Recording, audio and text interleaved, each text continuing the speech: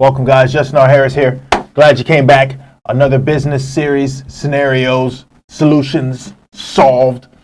Following a Peter F. Drucker's book, The Daily Drucker. I told you guys, if you're on the other social media platform, on YouTube, go to the description, previous videos, or this one once it's done loading, and clicking in the description takes you to Amazon.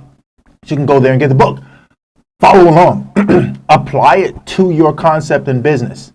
Today, we're talking about the great topic that everybody's talking about right now, and it is the recession, and this talks about recession. And one key factor with recession that you have to stay on top of. Before we even jump into that, you know what I want you to do? You got to go ahead and click. I think it's going to pop up over there. You know, I'm not sure if you click that, it takes you over there, but I know that is an indication that you need to go there, right? Go to my YouTube, like, subscribe, follow. Down at the bottom over here, somewhere over here, I'm not sure. Do the LinkedIn thing and follow, right? Connect. What does LinkedIn say? You know, I forgot. Anyway, you know what? Without further delay, let's jump into it. So, cost control in a stable business, especially in this economy, it's real simple. All of us have learned that it is much harder to get rid of 5 extra pounds than it is not to put them on in the first place, right? So we're talking about weight here, right? And another area that is also true when it comes to cost control, right? And that every ounce that you can prevent is worth it, you know, as far as business is concerned. So the analogy there is, if you don't have to add more to your operational expenses, then don't, right? So it says an absolute necessity to watch like a hawk to make sure that costs do not go up as fast as revenues, right? And conversely, that they fall at least as fast as revenues if there is a recession and revenues go down.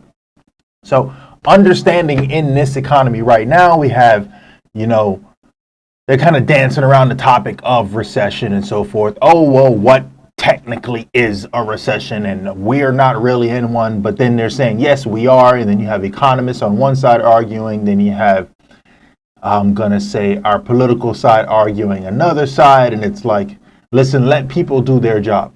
In business, you have to do your job. You want to make sure that you have to cut your operational fees.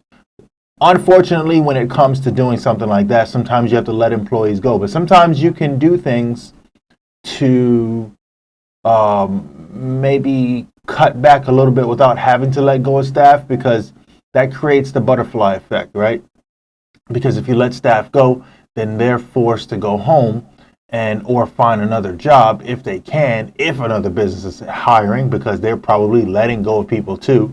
And, you know, as a company, what are we doing? We're trying to make sure that you have one person that can take on more tasks as opposed to paying 5 people to take on each individual task, right? So we're trying to consolidate our costs. We're trying to buy products at wholesale prices, pre-MSRP prices and so forth, right? Before it gets out of hand, right? Because obviously sales volume and things like that go down. So you want to take a look at that. His action point here is hold increases in operational costs to a fixed percentage of increase in operational revenues, right? Make sure operational costs go down by the percentage decrease in operational revenues. So at the same time, just pay attention to that. Watch what you're doing when it comes to flowing with the economy, right? You have to be able to project forward what's happening. If you're looking now and seeing what's happening, you're late, and it's going to keep happening at least for another month or so before you're able to react and fix that. So don't get caught in that storm. Think ahead, plan ahead. You need to be able to project forward. Otherwise, you don't know your business. Thank you, guys. Mañana.